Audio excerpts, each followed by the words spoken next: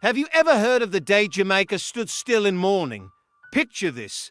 It's Sunday night, September 1st, 1957.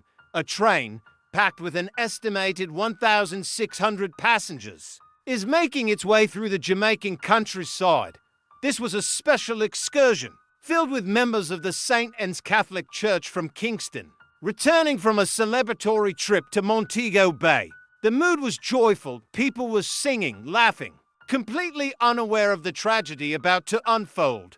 The train was dangerously overcrowded, way beyond its safe capacity. As it approached a sharp curve near the town of Kendal in Manchester, disaster struck. The train derailed, sending wooden carriages tumbling into a ravine. The sounds of celebration were instantly replaced by screams of terror and pain. It was chaos. In the darkness, survivors and local residents rushed to help, pulling people from the wreckage. But the scale of the accident was overwhelming. The final count was devastating.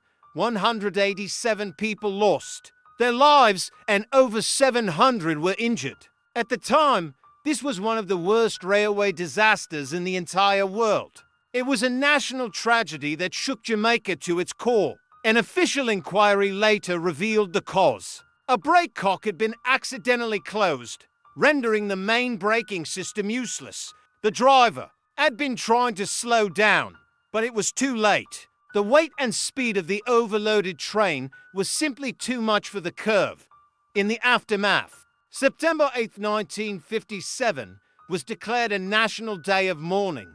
Flags flew at half-mast, and the entire nation grieved for the lives lost. But from this immense tragedy came crucial changes.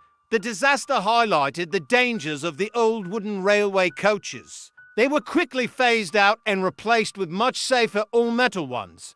Furthermore, the Jamaica Government Railway was restructured and renamed, becoming the Jamaica Railway Corporation. We know today, with a renewed focus on safety and modernization, the Kendal Crash is a somber but important chapter in Jamaica's history. It's a story of immense loss, but also of resilience and the drive to make things better, to ensure such a catastrophe would never happen again. It serves as a powerful reminder of the fragility of life and the lessons we learn from our darkest days. Thanks for watching, and if you found this piece of history interesting, please like and subscribe for more stories.